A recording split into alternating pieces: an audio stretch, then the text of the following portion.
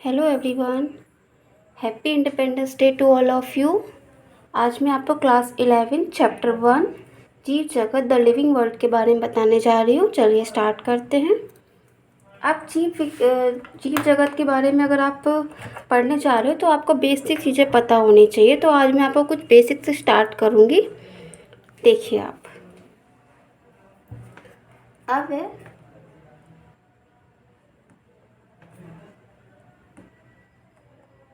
जीव विज्ञान, जिसको हम बायोलॉजी बोलते हैं। अब इसकी डेफिनेशन क्या है, इसके बारे में क्या डेफिनेशन है वो मैं आपको बताऊंगी। विज्ञान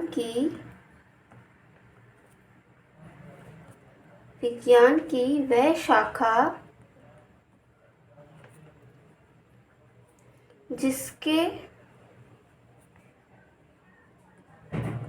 अंतर्गत जीवों का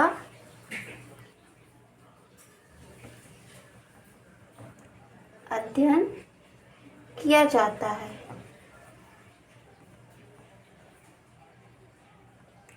जीव विज्ञान के बायोलॉजी के बारे में आपको पता होना चाहिए। अगर आप पढ़ रहे हो जीव जगत तो उसकी आपको बेसिक नॉलेज भी होनी चाहिए। तो क्या है विज्ञान की वह शाखा जिसके अंतर्गत जीवों का अध्ययन किया जाता है। अब ये भी क्वेश्चन आता है कि जीव विज्ञान के जनक कौन है।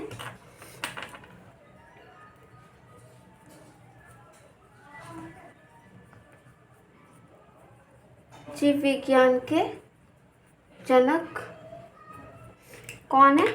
अरस्तु।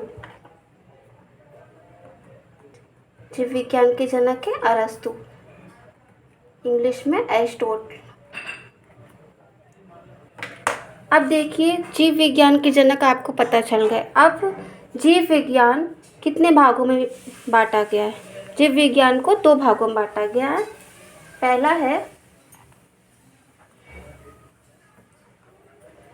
जंतु विज्ञान, दूसरा है आपका वनस्पति विज्ञान।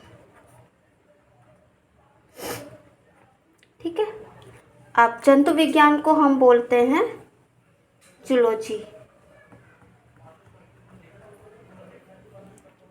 वनस्पति विज्ञान को हम बोलते हैं बॉटनी। अब इसको हम एनिमल साइंस बोलते हैं और वनस्पति विज्ञान को हम बॉटनी को हम प्लांट साइंस बोलते हैं। अब देखिए जंतु विज्ञान क्या है।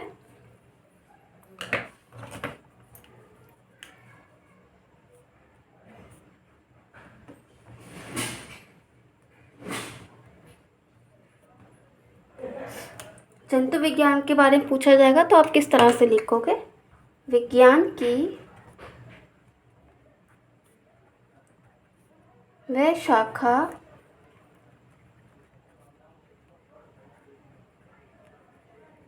जिसके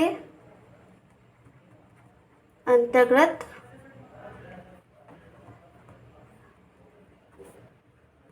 जंतुओं का अध्ययन करते हैं। जैसे जंतु विज्ञान है, उनमें क्या करते हैं हम लोग? जंतुओं का अध्ययन करते हैं। और जंतु विज्ञान के जनक कौन है?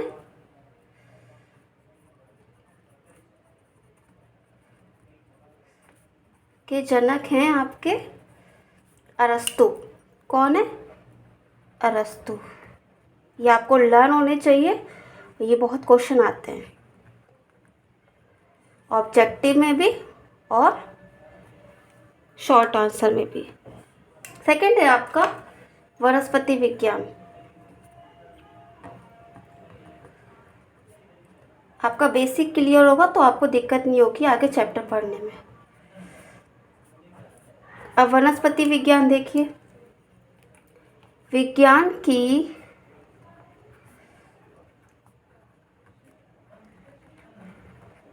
वह शाखा जिसके अंतर्गत हम वनस्पतियों का अध्ययन करते हैं, मतलब पेड़ पौधों का अध्ययन करते हैं। उन्हें हम वनस्पति विज्ञान कहते हैं।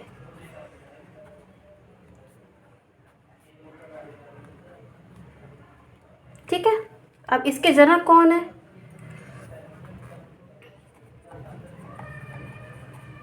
वनस्पति विज्ञान के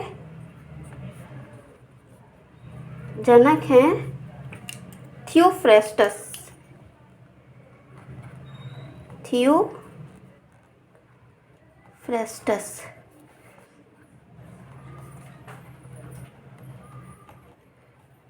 ये आपको लर्न कर लेना है इतना। अब देखिए, ये तो हो गया ये आपको बेसिक। अब आपको ये पता चल गया, ठीक है, दोनों के बारे में। जीव विज्ञान दो भागों में विभाजित है, जंतु विज्ञान में और वनस्पति विज्ञान में। जंतु विज्ञान क्या होती है? इसमें जंतुओं का अध्ययन होता है, और वनस्पति विज्ञान है, वनस्पतियों का अध्ययन होता है। अब देखिए, क्या सजीव, लिविंग क्या है?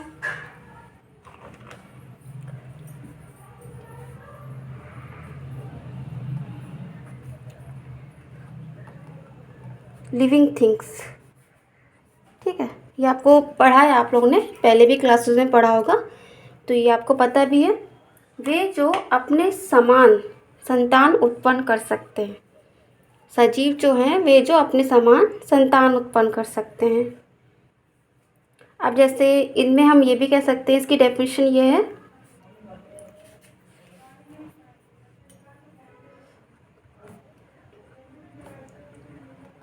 वे जो समान संतान उत्पन्न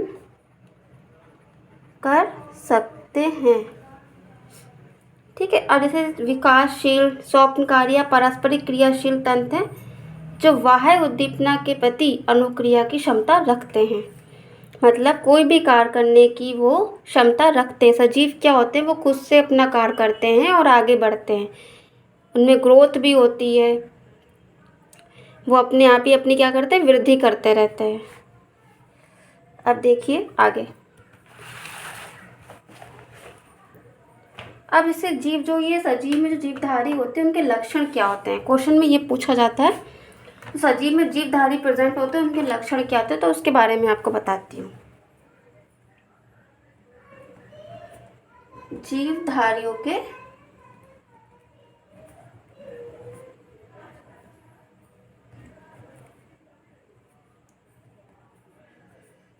जीवधारियों के लक्षण में पहला है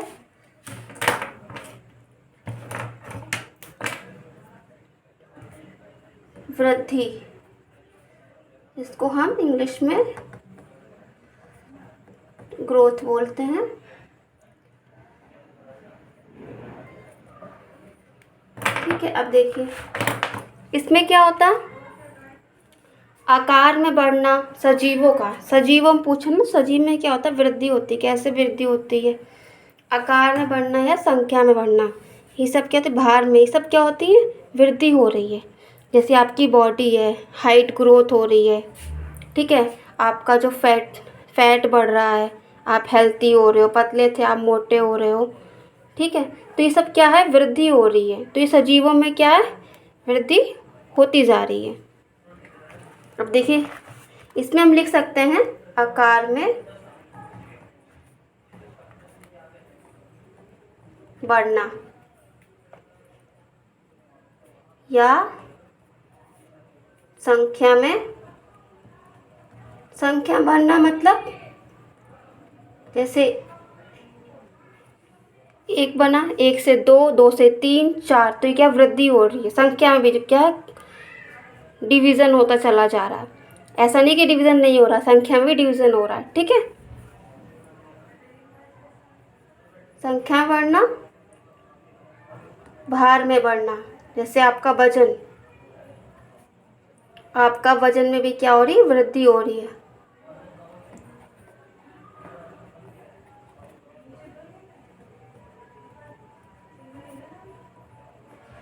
ठीक है, अब क्या है? वृद्धि ग्रोथ, अब ये क्या निर्जीव में होती है वृद्धि? तो ये क्वेश्चन भी आता है, क्या निर्जीव में वृद्धि होती है?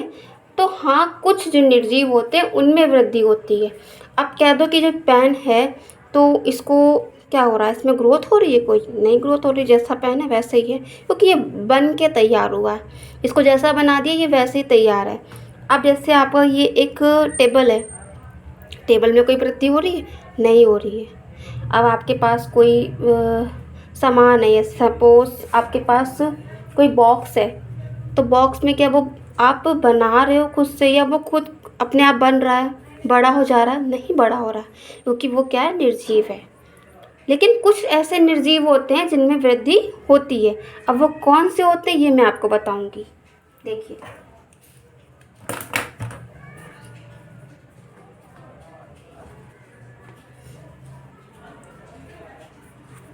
अब देखिए कुछ निर्जीवों में क्या होती है,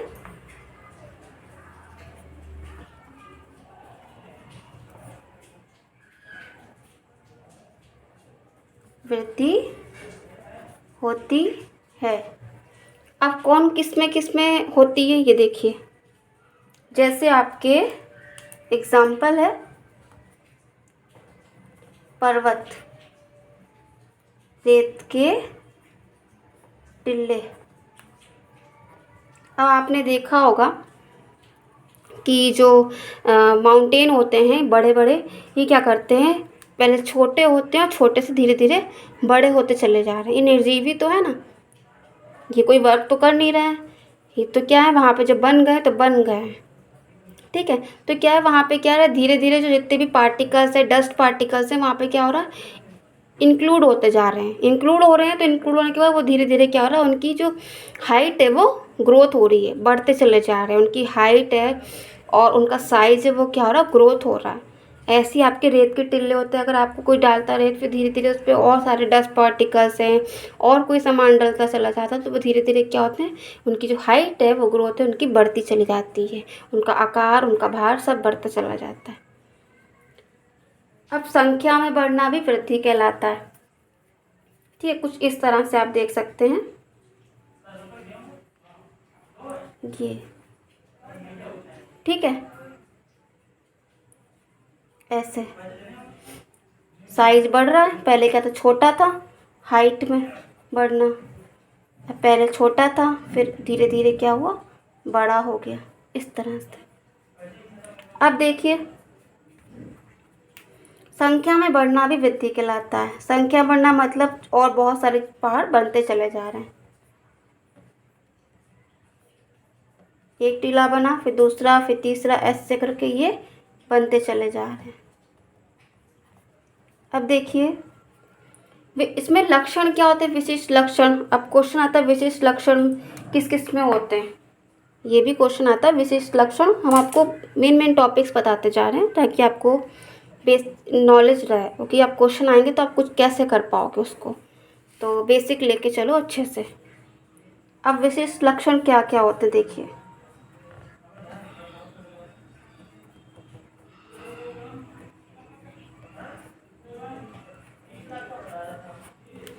विशिष्ट लक्षण में देखिए,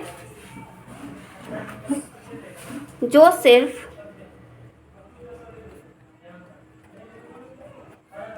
सिर्फ सजीवों में पाए जाते हैं। कौन से होते हैं, सजीवों में पाए जाते हैं। अब ये कह रहे हैं सजीवों में विशिष्ट लक्षण पाए जाते हैं, कौन कौन से होते हैं, किस तरह से होता है। जैसे विभाजन होता है, सजीवों में होता है, ठीक है, कोशिका विभाजन करते हैं वो लोग, ठीक है। कैसे करते देखिए, ये आपको मैं नेक्स्ट वीडियो में बताऊंगी। आज के लिए बस इतना ही, थैंक यू।